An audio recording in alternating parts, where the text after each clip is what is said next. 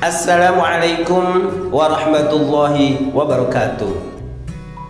Gimana kabar semuanya? Semoga dalam keadaan sehat walafiat. Amin ya rabbal alamin. Bertemu kembali dengan Bapak Warbani, guru pendidikan agama Islam SMBIP Darul Jannah. Di masa pandemi ini kita harus selalu jaga kesehatan. Pakai masker, cuci tangan pakai sabun, jaga jarak, dan jauhi kerumunan. Dalam video kali ini kita akan membahas mengenai sholat jamak. Kita mulai dari pengertian jamak. Ada yang tahu nggak apa itu jamak? Oke, jamak artinya menggabungkan atau mengumpulkan. Berarti sholat jamak adalah menggabungkan dua sholat fardu dijadikan satu waktu. Paham semuanya? Good. Dalil tentang sholat jamak. Qala Nabi sallallahu alaihi wasallam, "Idza tahala qabla an tazigha as-samsu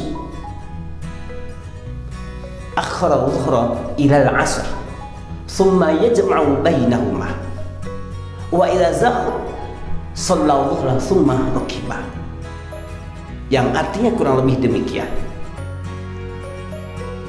Nabi SAW bersabda, apabila beliau ingin bepergian, kemudian matahari belum condong ke barat, maka dia mengakhirkan sholat zuhur, melaksanakan pada waktu sholat asar. Kemudian beliau menjamaknya. Tapi ketika matahari sudah condong, beliau sholat zuhur, kemudian bepergian berangkat. Faham semua? Good. Kemudian sholat yang boleh dijamak. Pasti kalian pernah berjalan atau pernah bepergian yang jaraknya jauh, yang tujuannya tentunya untuk kebaikan, ya kan? Sip. Apa saja sholat yang boleh dijamak?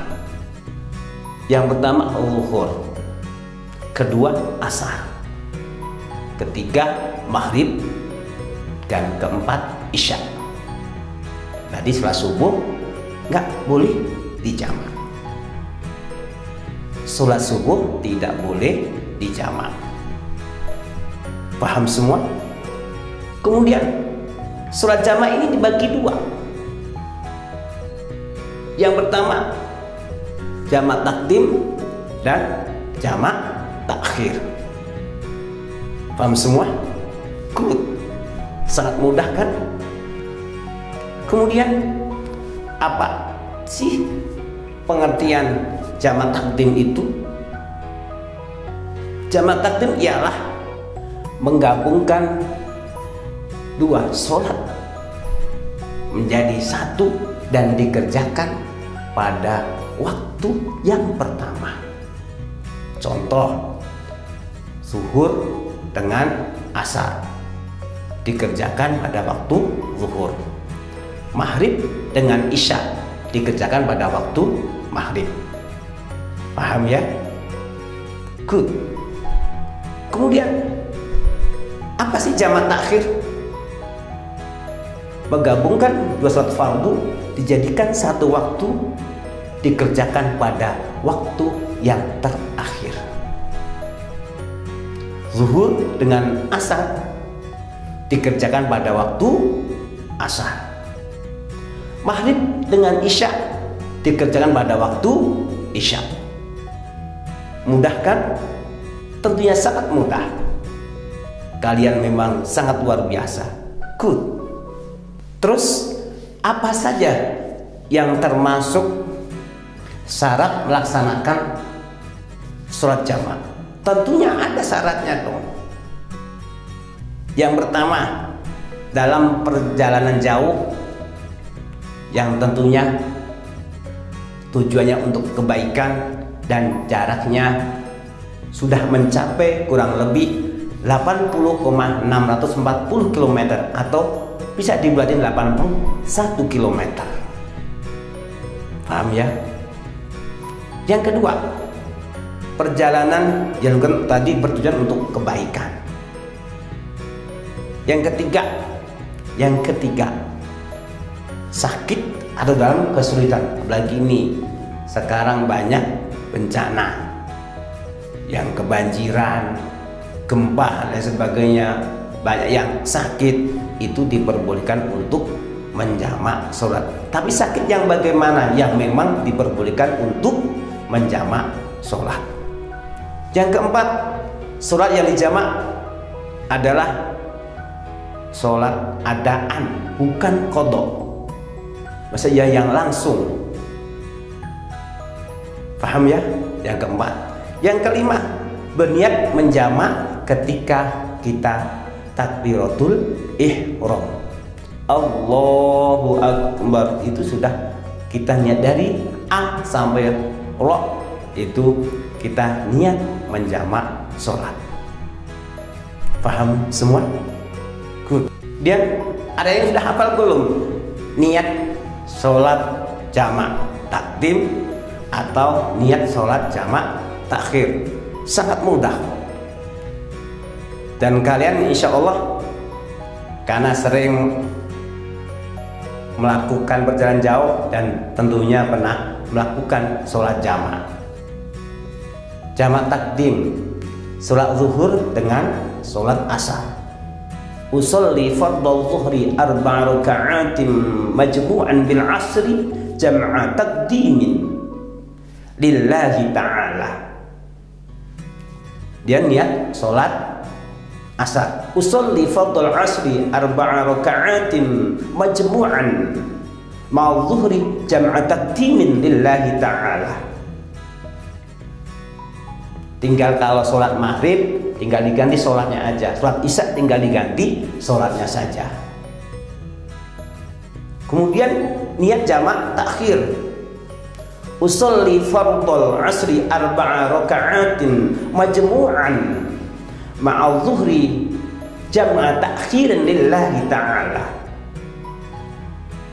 Dan sholat zuhur, usolli fardhul zuhri 4 raka'atin majmu'an bil asri jam'a takhirin lillahi ta'ala. Faham kan? Mudah kan? Kalau untuk menghafal berarti bacanya diulang-ulang. Insya Allah kalian paham semua dan hafal semua. Dan bagaimana sih cara sholat jamak? Yang ini sholat maghrib dan sholat isya. Tentunya pertama harus memenuhi persyaratan terlebih dahulu. Tadi di atas sudah diterangkan syarat kita ini boleh menjamak. Dan yang kedua, melaksanakan sholat tapi didahului dengan iqomah terlebih dahulu. Iqomah terlebih dahulu. Paham ya? Didahului iqomah.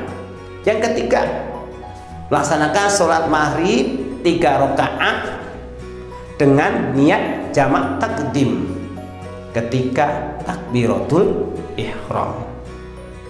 Paham ya? Good. Yang keempat, setelah selesai sholat maghrib dilanjutkan sholat isya 4 rakaat tapi didahului iqomah terlebih dahulu. Dan itu langsung, tidak boleh kesana kemari, bercanda kemari. Habis selesai sholat maghrib langsung iqomah dan melaksanakan sholat isya 4 rakaat. Paham ya? Good. Dan cara mempraktekkan sholat zuhur dengan sholat asar. Tentunya pertama tadi harus memenuhi persyaratan. Yang kedua, melaksanakan sholat didahului iqomah dulu. Yang ketiga, melaksanakan sholat zuhur 4 rakaat dengan niat jamak takdim ketika takbiratul ihram. Dan yang keempat, Setelah selesai sholat zuhur, dilanjutkan sholat asar 4 rakaat, tentunya didahului dengan iqomah, dan itu langsung, nggak ada jarak, nggak ada bercanda kemari, ngobrol sana kemari. Habis selesai sholat zuhur, langsung sholat asar dan didahului iqomah terlebih dahulu. Paham semua? Mudah? Alhamdulillahirrahmanirrahim, video tentang sholat jamaah telah usai. Semoga video ini bermanfaat buat kita semua. Dan jangan lupa subscribe, like, dan tentunya komen yang baik-baik. Dan kita akan berjumpa kembali dengan Bapak Wardbani, tentunya dengan video yang tentunya lebih baik dan lebih bagus. Terima kasih dan mohon maaf bila banyak kesalahan, banyak kekurangan. Afu minkum. Wassalamualaikum warahmatullahi wabarakatuh.